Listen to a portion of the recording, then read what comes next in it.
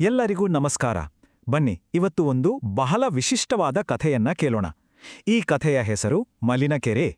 ಒಂದಾನೊಂದು ಕಾಲದಲ್ಲಿ ಒಂದೇ ಜಾಗದಲ್ಲಿ ಅಕ್ಕಪಕ್ಕದಲ್ಲೇ ಎರಡು ಪುಟ್ಟ ಕೆರೆಗಳಿದ್ವು. ಇವೆರಡರ ಮಧ್ಯೆ ಒಂದು ಸಣ್ಣ ಕಾಲುವೆ ಕೂಡ ಇತ್ತು. ಅಂದ್ರೆ ನೀರು ಒಂದು ಕೆರೆಯಿಂದ ಇನ್ನೊಂದಕ್ಕೆ ಹರಿದ್ಕೊಂಡೋಗ್ತಿತ್ತು.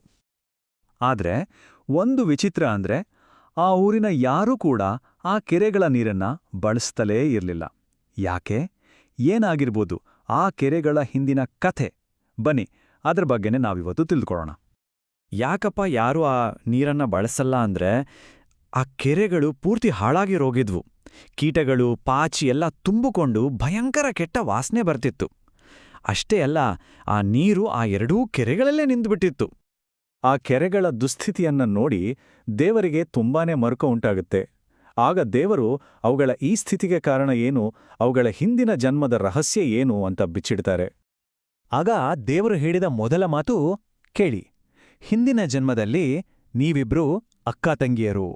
ಅಬ್ಬಾ, ಈ ಒಂದು ಮಾಟಿನಿಂದ ಕಥೆ ಪೂರ್ತಿಯಾಗಿ ಬೇರೆ ದಿಕ್ಕಿಗೆ ಹೊರಳುತ್ತೆ. ಹೌದು, ಅವರಿಬ್ರೂ ಸ್ವಂತ ಅಕ್ಕ ತಂಗಿಯರು. ಅಷ್ಟೇ ಅಲ್ಲ, ಅಣ್ಣ ತಮ್ಮಂದರನೇ ಮದುವೆಯಾಗಿದ್ರು. ಆದರೆ ದುರದೃಷ್ಟ ಅಂದ್ರೆ ಅವರಿಬ್ಬರೂ ಸಿಕ್ಕಾಪಟ್ಟೆ ಜಿಪುಣರು ಮತ್ತು ಮಹಾಸ್ವಾರ್ಥಿಗಳಾಗಿದ್ರು. ಹಾಗಾದ್ರೆ ಅವರ ಸ್ವಾರ್ಥ ಎಷ್ಟಿತ್ತು ಗೊತ್ತಾ? ಅವರು ಮಾಡ್ತಿದ್ದ ದಾನ ಧರ್ಮದಲ್ಲೂ ಒಂದು ಮೋಸ ಇತ್ತು. ಹೌದು, ಪುಣ್ಯದ ಕೆಲಸದ ಹೆಸರಲ್ಲಿ ಅವರು ತಮ್ಮ ಸ್ವಾರ್ಥವನ್ನೇ ಸಾಧಿಸ್ಕೊಳ್ತಿದ್ರು. ಅದು ಹೇಗೆ ಅಂತ ನೋಡೋಣ ಬನ್ನಿ. ಇಲ್ಲಿರೋ ಅಸಲಿ ವಿಷಯ ಏನು ಗೊತ್ತಾ? ಅವರು ದಾನ ಮಾಡ್ತಿದ್ರು, ಆದರೆ ಆ ಸಂಪತ್ತು ಅವ್ರ ಕುಟುಂಬದಿಂದ ಒಂದು ಪೈಸೆನೂ ಆಚೆ ಓಡ್ತಿರ್ಲಿಲ್ಲ. ಅಂದ್ರೆ ದಾನದ ಹೆಸರಲ್ಲಿ ತಮ್ಮ ಸಂಪತ್ತನ್ನ ತಮ್ಮ ಹಿಡಿತದಲ್ಲೇ ಇಟ್ಕೊಂಡಿದ್ರು. ಈ ಚಕ್ರವನ್ನ ನೋಡಿ, ಅಕ್ಕನತ್ರ ದುಡ್ಡಿದ್ರೆ ಅದನ್ನ ತಂಗಿಗೆ ದಾನ ಅಂತ ಕೊಡ್ತಾಳೆ.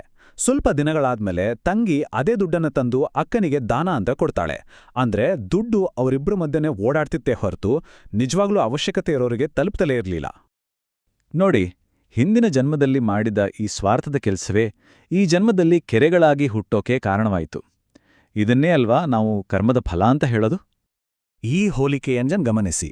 ಹಿಂದಿನ ಜನ್ಮದಲ್ಲಿ ಅವರ ಮನಸ್ಸು ಎಷ್ಟು ಸ್ವಾರ್ಥದಿಂದ ಕೊಳಕಾಗಿತ್ತೋ, ಈ ಜನ್ಮದಲ್ಲಿ ಆ ಕೆರೆಗಳ ನೀರು ಅಷ್ಟೇ ದುರ್ವಾಸನೆಯಿಂದ ನಿಷ್ಪ್ರಯೋಜಕವಾಗಿ ನಿಂತು ಹೋಗಿದೆ.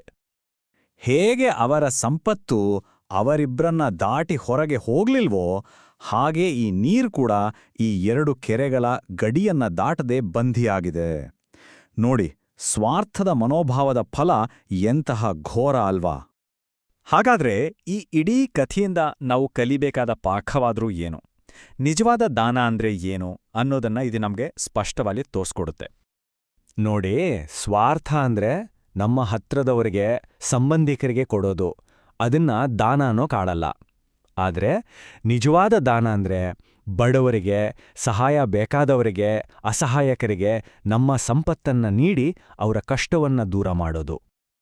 ಆದ್ರಿಂದ ಈ ಕಥೆಯಿಂದ ನಾವು ಕಲಿಬೇಕಾದ ಪ್ರಮುಖ ನೀತಿ ಒಂದೇ: ಯಾರು ನಿಜವಾಗಿಯೂ ಕಷ್ಟದಲ್ಲಿರ್ತಾರೋ, ಯಾರು ಅಸಹಾಯಕರಾಗಿರ್ತಾರೋ ಅವರಿಗೆ ನಾವು ಮಾಡೋ ಸಹಾಯವೇ ನಿಜವಾದ ಸಾರ್ಥಕವಾದ ದಾನ.